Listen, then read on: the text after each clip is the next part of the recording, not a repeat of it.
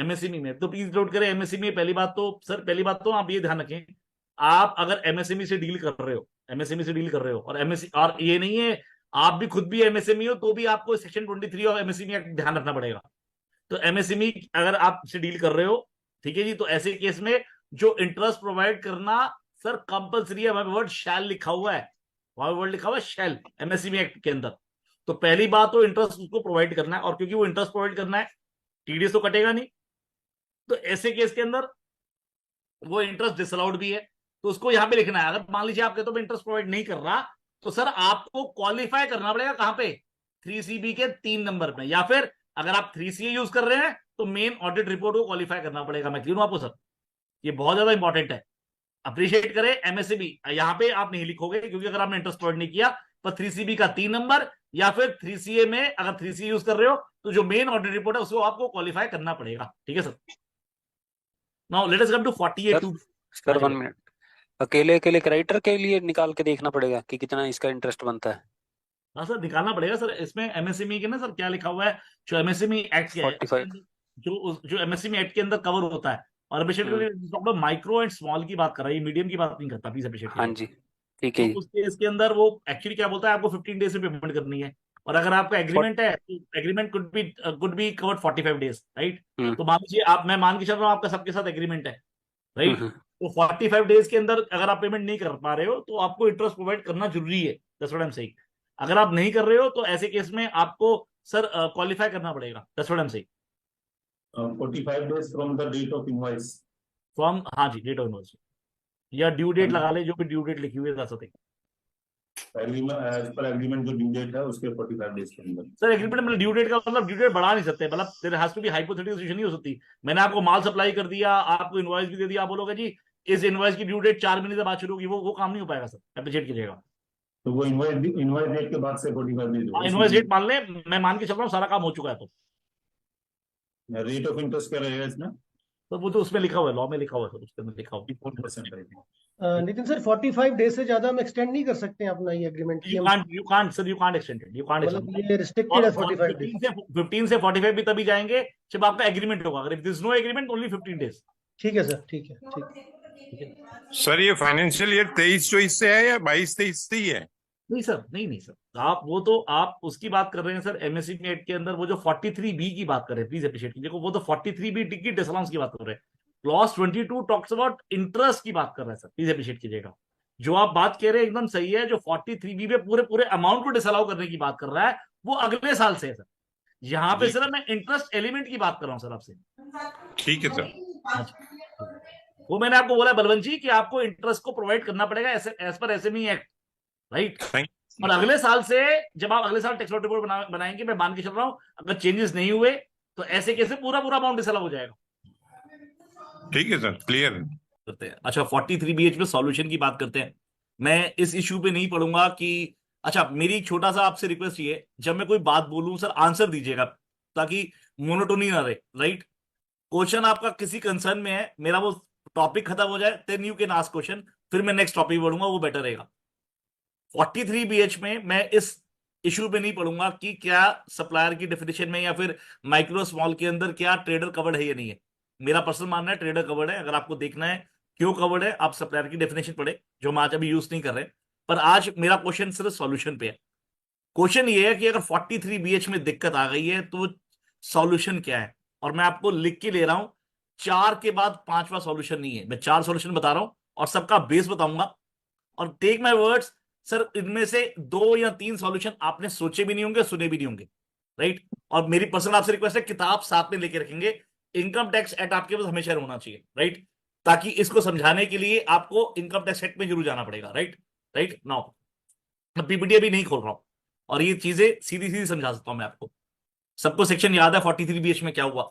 Now सबसे पहला issue sir, अगर आपका क्लाइंट, पहला सॉल्यूशन बता रहा हूं, पहला, और ये पहली बार यूट्यूब पे बोल रहा हूं सर, आज तक मैंने यूट्यूब पे नहीं बोला है, ये रिकॉर्डिंग करके मैं आपका रिकॉर्डिंग करके सबको भेजूंगा भी। सर पहला सॉल्यूशन, सर अगर आपका client mercantile system of accounting कर रहा है और अगर आपके फैक्ट्स आपके फेवर में हैं, मैं बताऊंगा वो फैक्ट्स कैसे हैं, तो आप कैश बेसिस अकाउंटिंग में अपने आप को सर दोबारा शिफ्ट कर सकते हैं। ऐसा क्यों? क्योंकि लॉ में कन्वर्जन हुआ है, लॉ में चेंज आया है। सर आप मर्केंटाइल से कैश में जा सकते हैं। अब आपका क्वेश्चन ये आएगा, what about companies? Sir kindly appreciate, companies act बताता है कंपनीज के लिए आपको एक्रूल सिस्टम अकाउंटिंग करनी है, बट सेक्शन 145 बोलता है कि भैया आप सोर्स बेस्ड, मतलब लेट अस से मेरे अगर दो बिजनेस है, एक सोर्स को मैं कैश बेस्ड कर सकता हूं, दूसरे को मर्केंटाइल कर सकता हूं। वहां पे कहीं पे भी वो डिफरेंशिएट नहीं करता कि कंपनीज कैश बेस्ड अकाउंटिंग नहीं कर सकती। So there was judgment of Taparia tools of Supreme Court. Supreme Court said that accounting principles और taxation principles अलग अलग चीजें हैं। सर अकाउंटिंग प्रिंसिपल्स का टारगेट क्या है? सिर्फ कि आपकी balance sheet true and fair कैसे दिखेगी, डिस्क्लोजर आपके ठीक कैसे होंगे, आपके यहाँ कंपैरिजन कैसे होगा। जबकि जो आपके टैक्सेशन प्रिंसिपल्स है वो ये बताते हैं कि सर आपका हाथ में टैक्सेशन कैसे होगा। तो 145 कहीं पे भी डिफरेंशिएट नहीं करता कि आप कंपनीज के केस के अंदर आप कैश बेस्ड अकाउंटिंग नहीं कर सकते। तो होगा क्या, आप कंपनी के लिए आप कंपनी सेट के हिसाब से आपको मर्केंटाइल अकाउंटिंग करनी पड़ेगी, और इनकम टैक्स के लिए आपको कैश बेसिस कर सकते हैं। It is subject to this thing कि जो क्लाइंट है वो एक प्रोफेशनल को कितने पैसे देता है। अगर वो अच्छे पैसे देता है ताकि आप जो आप प्रैक्टिस करेंगे, जो मेहनत करेंगे उसके कमसरेट है, तो yes you can always say him कि सर मैं कैश बेसिस अकाउंटिंग कर सकता हूं, कहीं कोई दिक्कत नहीं है। अब फैक्ट्स क्या हो सकते हैं? लेट अस टेक एग्जांपल, मैं एक बायर हूं, संजय जी, एक संजय चाटक साहब सर सप्लायर है, मैंने इनसे माल परचेज किया, मैंने प्रमोद कौशिक जी को माल बेच दिया। अब प्रमोद जी से पेमेंट नहीं आई, मैंने संजय जी को पेमेंट नहीं दी, सर मैं कैश बेसिस अकाउंटिंग करूंगा, कहीं कोई दिक्कत नहीं है। पर मान लीजिए प्रमोद जी से तो पेमेंट आई, सर यहाँ पे आपके फरीदाबाद में कोहिनूर नाम के वो जो प्लॉट बिक रहे हैं उसका रेट बढ़ रहा था, तो मैंने उसको वहां पे लगा दिए, और संजय जी को पेमेंट नहीं करी। सर यहाँ पे मेरे फैक्ट्स सर मेरे फेवर में नहीं है, सर यहाँ पे कैश बेस्ड अकाउंटिंग करेंगे तो आपको फायदा नहीं होगा। तो व्हाट आई वांट टू से, आपको फैक्ट्स बेस्ड है ये। अगर आपके फैक्ट्स आपके साथ हैं सर, आप कैश बेस्ड अकाउंटिंग में आ सकते हैं। सर ये पहला तरीका बता रहा हूं आपको मैं, राइट। दूसरा, एक जजमेंट नोट करें sir, CIT versus Modipon, CIT versus Modipon, supreme court judgment. The judgment came in relation to 43B, और एप्रिशिएट करें इस जजमेंट का महत्व इतना है, अगर आपने जीएसटी में सुना होगा 4-1 महीने पहले एक मद्रास हाईकोर्ट की एक जजमेंट आई थी। वो जजमेंट में ये बोला था कि अगर आपके कैश लेजर में आपके पैसे पड़े हुए हैं, जैसे इनपुट लेजर होता है, एक क्रेडिट लेजर होता है, कैश लेजर होता है, अगर कैश लेजर में पैसे पड़े हुए हैं तो आप पे इंटरेस्ट की लायबिलिटी नहीं आएगी। आपको याद होगा सर, वो जो 4 महीने पहले जो मद्रास हाईकोर्ट की जजमेंट आई थी, that was on the basis of this judgment, CIT versus Modipon only, supreme court. अब जजमेंट में क्या हुआ? Before understanding this thing, let me appreciate, आपको थोड़ा सा पीछे लेके जाता हूं, प्री जीएसटी एरा में। शशिकांत जी को याद होगा, शशि जी पहले क्या होता था सर, एक्साइज के अंदर पहले 3 तरह के रजिस्टर बनते थे, एक RG 23 part first, part second, और उसके बाद एक पीएलए बनता था सर। पार्ट फर्स्ट में स्टॉक रिकॉर्ड होता था सर। सर 23 पार्ट सेकेंड में क्या होता था, इनपुट और आउटपुट। अगर आउटपुट मेरा ज्यादा है तो पीएलए के थ्रू जमा कराते थे, आपको याद है सर आपको? अब होता क्या था सर, कई बार ये भी होता था, चाटक साहब आपने नोट किया होगा, कई बार तो इनपुट तो खड़ा है पर डिपार्टमेंट का फोन आ रहा है, वो कह रहा है चाटक साहब क्लाइंट को बोलो 2 करोड़ रुपए जमा करा दे। आप बोलो भाई साहब इनपुट तो खड़ा है, और वो कहता भाई साहब आप बता रहे हो या फिर मैं क्लाइंट के फैक्ट्री में आए। अब आपको ही पता है क्लाइंट ने कुछ तो गड़बड़ की हुई है, क्लाइंट को आपने फोन किया, उसने कहा भाई साहब मैं 1.5 करोड़ जमा करा देता हूँ, चाटक साहब प्लीज उसको बोल दो। ऐसे होता था सर। सेम ऐसे ही केस हुआ सर सीआईटी वर्सेस मोदीपॉन में। इस केस में क्या हुआ सर, एडवांस पैसे जमा करा दिए गए। अब उनके 4 अकाउंटेंट कौन थे सर, मान लीजिए या फिर प्रोफेशनल थे से सुधीर चौधरी जी। सुधीर चौधरी जी ने बोला भैया देखो, इन स्पाइट ऑफ कि इनपुट क्रेडिट आपने लिया नहीं लिया, इवन दो जब आपने पेमेंट कर दिया, बिकॉज सेक्शन नहीं बोलता not with standing anything contained in the act, पूरे एक्ट को वो राइट कर रहा है, तो अगर जिस साल में मैंने पेमेंट करी खर्चा उस साल मिल जाएगा। अब केस लग गया एसएससी ऑफिसर के पास।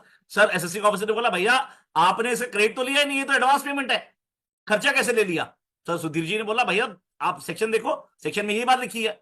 सर उसने एडिशन कर दी, तब matter went to supreme court. Supreme court said Sudhir ji एकदम करेक्ट बोल रहे हैं, जब कोई चीज पूरे एक्ट को ओवरराइड कर रही है, वो क्या बोल रहा है, डिडक्शन अदरवाइज अलाउएबल, तो ऐसे केस में जिस साल में आपने पेमेंट करी है खर्चा आपको उसी साल मिलेगा। मैं क्लियर हूं आपको सर, इवन दो आपने उसका क्रेडिट लिया है, यस या नो, राइट सर। अब आपका क्वेश्चन आएगा इससे इसका क्या लेना देना है? बहुत लेना देना है sir. Let us take example, मान लीजिए मैं एक बायर हूं, और मान लीजिए चाटक साहब, ये मक्कर साहब, ललित शर्मा जी, कुलदीप जी, इनसे मैं माल परचेस करता हूं, राइट। इनमें से 2 बंदों को तो मैंने पेमेंट करी नहीं, पर 3 बंदों को एडवांस पेमेंट कर दी। मैं फिर से बोल रहा हूं, 2 बंदों को तो पेमेंट करी नहीं, पर 3 बंदों को एडवांस पेमेंट कर दी। तो ऐसे केस में relying on CIT versus Modi Pon, नोट कर ले sir, relying on CIT versus Modi Pon, मैं क्या करूंगा सर, जिन 2 बंदों को पेमेंट नहीं करी वो खर्चा मैं डिसअलाउ करूंगा, और जिनको एडवांस पेमेंट करी है उनको सीआईटी वर्सेस मोदी पॉन करके एडवांस, क्योंकि मैंने पेमेंट करी है तो ऐसे केस में खर्चा मैं क्लेम कर लूंगा। अब आप अगला क्वेश्चन आएगा, नितिन भाई टैक्स रिपोर्ट में कैसे करेंगे, 3CD में कैसे करेंगे? सर 3CD, सर पहली बात तो आपका डॉक्यूमेंट नहीं है, आपका डॉक्यूमेंट क्या है, 3C और 3CB। तो आप क्या करोगे, 3CD में नॉक ऑफ करके लिखोगे, और आपका डॉक्यूमेंट 3CA 3CB है, 3CA के 3 नंबर में, 3CB के 5 नंबर में क्या लिखोगे, ऑब्जर्वेशन वाला कॉलम। सर 3CA का 3 नंबर आपको याद होगा, वो क्या बोलता है, ये जो लिखा है ना 3CD में वो ट्रू एंड करेक्ट है, सब्जेक्ट ऑफ दीज ऑब्जर्वेशंस। तो वहां पे आप 2 ऑब्जर्वेशन लिखेंगे in relation to this particular 43BH। पहला आप लिखेंगे that the SSC has relied upon CIT for Modi Pon, उसने एडवांस को पेमेंट को नॉक ऑफ कर दिया है, पर एक्चुअली में अमाउंट इतना पेबल है और इतना एडवांस है। मैं क्लियर हूं आपको सर, आपको दोनों फैक्ट्स देने पड़ेंगे। और सबसे ब्यूटी क्या है सर हमारी सीपीसी की, sir garbage in garbage out, वो 3CD पढ़ता है, 3CA 3CB नहीं पढ़ता है। जब वो 3CA 3CB नहीं पढ़ेगा और आपने प्रॉपर रिपोर्टिंग 3CA 3CB में कर दी, तो सर मेरा क्वेश्चन आपसे ये है कि क्या आप 271J या डिस्ट्रिक्ट कमेटी कुछ कह पाएगी? आंसर इज नो, क्योंकि आपका डॉक्यूमेंट क्या है, 3CA और 3CB, राइट। 3CD में उसने नॉक ऑफ किया। Are you with me? सुनो सर, 2 तरीके दे दिए आपको, तीसरा, और ये जो तीसरा तरीका है सिर्फ मटेरियल पे लगेगा, सर्विसेज पे नहीं लग पाएगा। सर अगर आप ये प्रूव कर पाए किसी तरह से कि जो 10 दिसंबर को माल परचेज किया है से 10 जनवरी को माल जो परचेज किया है वो आज भी क्लोजिंग स्टॉक में 31 मार्च को क्लोजिंग स्टॉक में खड़ा है। मैं फिर से बोल रहा हूं सर, जो मटेरियल आपने परचेज किया है वो रॉ मटेरियल हो चाहे फिनिश गुड्स हो, वो आज भी आपके फिनिश गुड्स में है। मतलब आपके बुक्स अकाउंट बहुत प्रॉपर है, आपके स्टॉक रिकॉर्ड एकदम प्रॉपर है, आप नेक्सस प्रूव कर पा रहे हो, ये माल मैंने माल परचेज किया, देखिए ये यही वाला स्टॉक खड़ा हुआ है। तो ऐसे केस में there are various judgement of various high courts and ITAT जो रेलिवेंट डिफरेंट 40A3 के कंटेक्स्ट में या डिफरेंट सेक्शन में आई हुई है, जहां पे उन्होंने बोला खर्चा तो ये क्लेम हुआ ही नहीं। जब ये खर्चा ही क्लेम नहीं हुआ तो ऐसे केस में डिडक्शन अलाउ डिसअलाउ किस बात की होगी? मतलब खर्चा कब क्लेम होगा? जब वो स्टॉक बिकेगा। मैं फिर से बोल देता हूं sir, there are various high court और आईटीएटी जजमेंट विच सेज कि सर आपने तो खर्चा क्लेम किया ही नहीं क्योंकि परचेज है, परचेज का स्टॉक खड़ा कर दिया। Are you this? सुनो अगेन, इस तरह की जजमेंट्स पे रिलाय अपॉन सर वो एसएससी करेगा, आप नहीं करोगे। वो क्या करेगा, 43BH के अंदर 3CD में कहीं रिपोर्ट नहीं करेगा, और आप क्या बोलेंगे कि that the SSC is relying on these judgments. इस वजह से उसने जो पेबल वाला अमाउंट है, जो अमाउंट पेबल है, वो उसने सर 3CD में अकाउंट फॉर नहीं किया। आरवी ने सुनो, और अगेन सर सीपीसी क्या करता है, एडिशन किसी बात की करता है सर, 3CD वाली करता है, 3CA 3CB नहीं पढ़ता। मैं यहां तक क्लियर हूं? ये सुनो सर, ये 3 मेथड तक कहीं पे भी कोई दिक्कत आ रही तो बताइएगा, फिर चौथे पे आऊंगा। किसी का कोई भी क्वेश्चन 3 तक? पहले मैंने बताया सर कैश बेसिस अकाउंटिंग, दूसरा मैंने बताया sir CIT versus Modi pawn advance, तीसरा बताया स्टॉक। अब आप चौथे पे आ जाए सर। सर ये चौथी चीज मुझे मार्च में समझ में आ गई थी, ये बहुत बड़ा ब्लंडर हो गया, और मेरा पर्सनल मानना है मैं इस पर्टिकुलर 43BH को सर सपोर्ट करता हूं। नॉर्मली अगर आप मुझसे कभी भी सेमिनार सुनेंगे, वेबिनार सुनेंगे, मैं 148 पे ठोक के बोलता हूं सर ये असेसमेंट जितनी भी हो रही है सब गलत हो रही है, ये नोटिस बैड इन लॉ है, चाहे 270 की पेनल्टी लगती है, मैं कह पेनल्टी बैड इन लॉ है। पर 2 सेक्शन, 2 चीजें आज हम डिस्कस करेंगे, 43BH और दूसरा है सर टीडीएस और इंपोर्ट्स। दोनों को मैं सपोर्ट कर रहा हूं क्योंकि कहीं ना कहीं sir TDS reports make in India की बात कर रहा है और 43BH बात कर रहा है सर आज की डेट में फाइनेंशियल डिसिप्लिन लेने के लिए। मैं एग्जांपल देकर समझाता हूं, फिर इस इशू पे आऊंगा, चौथे सॉल्यूशन पे आऊंगा। लेट अस से प्रहलाद गर्ग जी हैं, अब प्रहलाद गर्ग जी मेरे क्लाइंट है, अब मैं कई बार तो बोलता हूं प्रहलाद गर्ग जी मेरे को पेमेंट नहीं दे रहे बीइंग एन ऑडिटर या बीइंग अ प्रोफेशनल, पर अदरवाइज मैं बोलता हूं भाई साहब अब प्रहलाद गर्ग जी की पेमेंट नहीं हुई है तो मैं कोशिश कर रहा हूं कि सर चेक ऐसा करो, चेक को 90 दिन कर दो, इस तरह की चीजें निकालने की कोशिश कर रहा हूं। सर आप सोचिए अगर प्रहलाद जी की पेमेंट जो 150 दिन 120 दिन में आ रही है, अगर वो पेमेंट सर 15 दिन या 45 दिन में आने शुरू हो जाए तो इनका बिजनेस बढ़ेगा, जब इनका बिजनेस बढ़ेगा तो मेरा बिजनेस बढ़ेगा। तो व्हाट आई वांट टू से 43BH has to B defended और उसको डिफेंड करना चाहिए। पर हुआ क्या सर, क्योंकि मैंने अपने आप से ये प्रण लिया था कि मैं 16 मई के बाद ये चौथा सॉल्यूशन बताऊंगा। अब वो 16 मई क्यों बोली, क्योंकि 45 दिन खत्म हो रहे बाद में, 16 मई के बाद, right? Now let us come to this issue now. Before understanding this चौथा सॉल्यूशन, जो चौथा सॉल्यूशन दे रहा हूं, बिफोर अंडरस्टैंडिंग इट, सर पहले 43B क्यों आया वो समझ लेते हैं सर। ये समझ में आएगा तो आपको आगे बात समझ में आएगी। सर हुआ क्या कि sir there was a case in 1984 85 के आसपास, एक हाई कोर्ट में केस चला। उस केस में क्या हुआ, किसी व्यक्ति ने सेल टैक्स की लायबिलिटी खड़ी कर दी।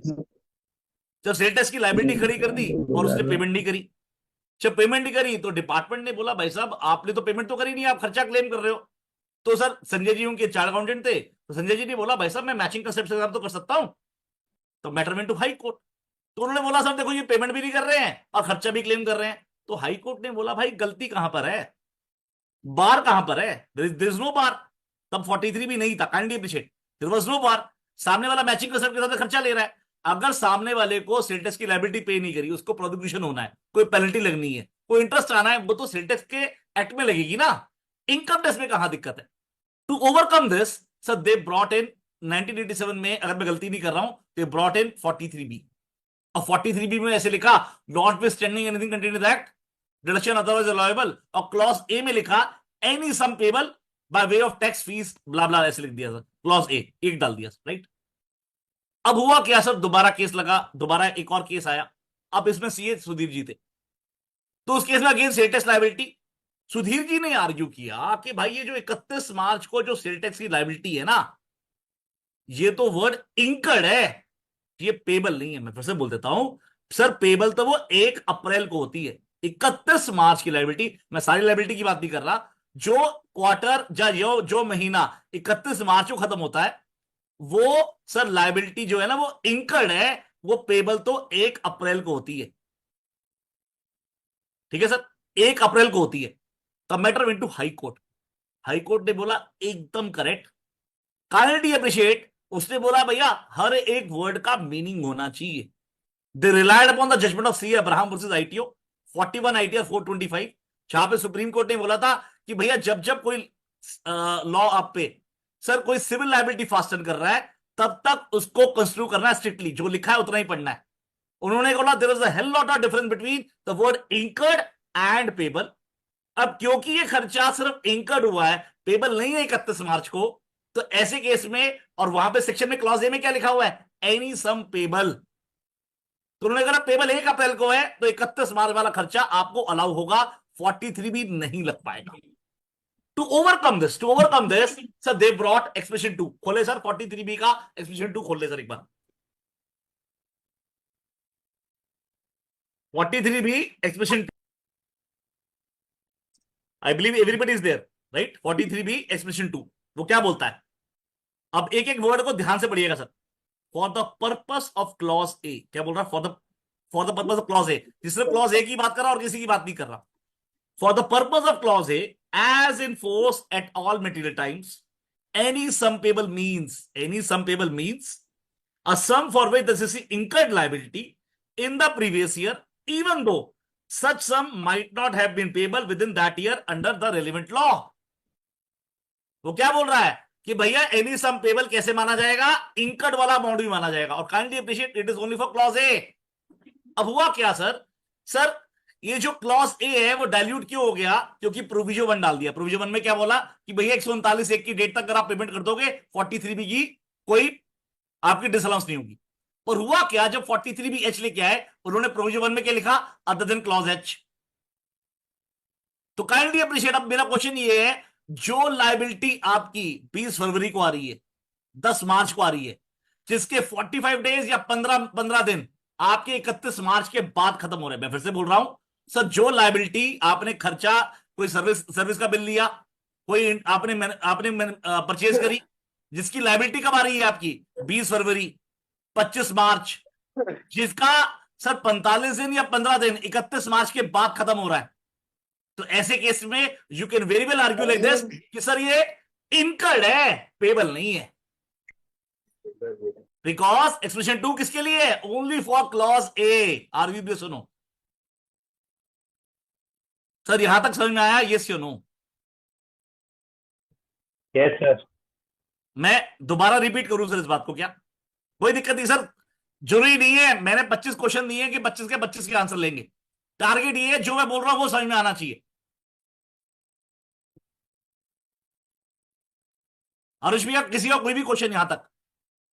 नहीं, मैं थोड़ा सा इसमें लोगों को समझाऊं कि क्या इसका मीनिंग क्या है। हाँ जी प्लीज। देखिए 43BH जो है ना वो है MSME की पेमेंट वालों के लिए।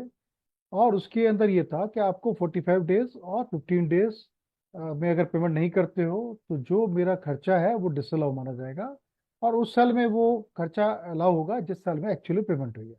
अब क्वेश्चन आता है तो मुझे क्या देखना है उसके बारे में कि क्या उसके अगले मतलब अगले फाइनेंशियल ईयर में क्या 15 दिन 45 दिन में अगर उसने पेमेंट नहीं करी है तो क्या मैं फाइनेंशियल ईयर जो मेरा 23-24 खत्म हुआ है क्या मैं उसके अंदर उसको एड बैक करूं।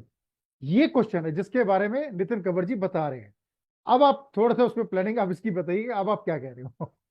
सर आपने पॉइंट को ना संजय भैया बहुत अच्छे ढंग से समझा दिया। मैंने ये बात समझाने की कोशिश करी। पहली बात तो जो खर्चा आप क्लेम कर रहे थे, जो आपने परचेज किया था, काइंडली अप्रिशिएट, वो आपने मैचिंग कंसेप्ट से खर्चा क्लेम किया था, राइट? नाउ 43 भी बोलता है not with standing contain in the act, तो पूरे एक्ट को कोरेट करता है। तो ऐसे केस में बोलता है भाई अगर आपने पेमेंट नहीं करी तो आपको खर्चा डिसअलाउ हो जाएगा।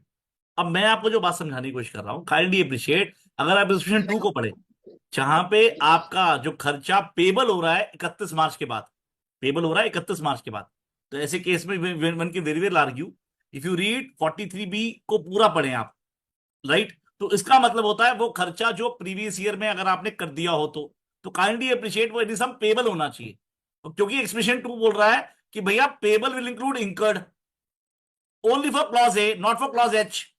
तो मेरा कहना ये है कि जो जो अमाउंट आपका पेबल होगा 31 मार्च के बाद, you can very well argue like this, sir ऐसे केस के अंदर सर ये अमाउंट इंकर्ड है, पेबल नहीं है, relying on those high court judgment which says कि भैया इंकर्ड और पेबल अलग अलग चीजें हैं, जिसके बाद एक्सप्रेशन 2 लेके आया था, और एक्सप्रेशन 2 सिर्फ क्लॉज ए के लिए है, एच के लिए नहीं है। तो ऐसे केस के अंदर उसकी एडिशन नहीं होगी, आपको खर्चा मिल जाएगा एज पर मैचिंग कंसेप्ट, और अगले साल आपने पेमेंट करी है नहीं करी है तो वो उसमें दिक्कत नहीं आएगी, क्योंकि खर्चा तो आपका पिछले साल क्लेम हो चुका है। जैसे एग्जाम्पल लेता हूं, ऑडिट फी की बात करते हैं। लेट अस से संजय भैया मेरे ऑडिटर है, इनकी 10 लाख रुपए ऑडिट फीस है। अब ऑफिस बात है, इन्होंने सर्विस कब टेंडर करी है, ये तो एंटर करेंगे मुझे जून जुलाई अगस्त में, पर मैं प्रोविजनिंग का करूंगा, प्रोविजन में टीडीएस काट लूंगा। क्वेश्चन उठता है, अब क्वेश्चन उठता है कि अब कोई डिपार्टमेंट बोल सकता है कि भैया ये एमएसएमई रजिस्टर्ड थे, तूने इनको पेमेंट नहीं दी करी 45 डेज के अंदर। Sir answer is no. Service sir मैंने जो प्रोविजन किया है, काइंडली अप्रिशिएट, वो क्या किया है मैंने, प्रोविजन का खर्चा किया है मैंने मैचिंग कंसेप्ट पे। पर ऐसे केस में इन्होंने सर्विस टेंडर करी है मुझे बाद में, तो ऐसे केस के अंदर खर्चा तो लास्ट ईयर मिल जाएगा। और मान लीजिए मैंने इनकी पेमेंट नहीं भी करी अगले साल, वो खर्चा डिसअलाउ नहीं होगा। सेम इशू इस केस के लिए आएगा। ठीक है भैया? मेरे ख्याल में मेंबरों को समझ में आ गया होगा कि जो 31 मार्च को जो पेबल में खड़े हुए हैं, क्योंकि जो बड़ा एक अच्छा सा एक थिन पॉइंट है उसके अंदर, जो जो देखने वाली चीज वही थी कि पेबल और ड्यू दोनों में बहुत फर्क है। म्यूट पे हो गया आप, म्यूट पे हो संजय भैया, म्यूट पे हो गया। तो इसमें इसमें सबसे बड़ी बात है कि अगर कहीं कोई क्लाइंट का जैसे मान लीजिए कोई केस लगता है या कभी अपने को जरूरत पड़े तो हम इस चीज का शेल्टर ले सकते हैं, जो आज हमें लखनऊ ने बताया है नितिन जी ने, कि हमें जब भी इसकी रिप्लाई बनाए उसके अंदर इस चीज के ऊपर हम स्ट्रेस दें कि whether it is become due और it is sum payable. Accrued और पेबल इसमें बड़ा फर्क होता है। तो इसको अगर हम लेके चलेंगे तो we can save our client. उसका उस साल भी फॉर एग्जांपल मार्च 24 का है तो मार्च 24 में एक्सपेंडिचर उसका हो गया, बाद में पेमेंट नहीं भी हुआ है तो उससे कोई फर्क नहीं पड़ने वाला, आगे भी नहीं पड़ेगा। जैसे कि ऑडिट फीस के बारे में बताया है कि ऑडिट फीस तो मेरे पिछले साल का खर्चा था, मैं डबल खर्चा तो डालते नहीं हूँ क्योंकि अक्रू हो चुका है। तो ऐसे करके हम प्लान कर सकते हैं ये, बट लेकिन ये तभी जब अटक जाए लेकिन आप अपने क्लाइंटों को ये समझाओगे भैया तो पेमेंट कर, बस लेकिन ये सर तो हम ऑडिट फीस वाली बात प्रोफेशनल्स के लिए एग्जांपल है। मैंने आपको समझा दिया। ऑडिट फीस वाला एग्जांपल अपने क्लाइंट को ना समझाए, वो कह लो कहेगा जी आपकी फीस तो कोई दिक्कत है ही नहीं, हाँ मनी नहीं है। तो जब उसको बचाएंगे तब उससे फीस लेंगे इस बात की। इधर ठीक।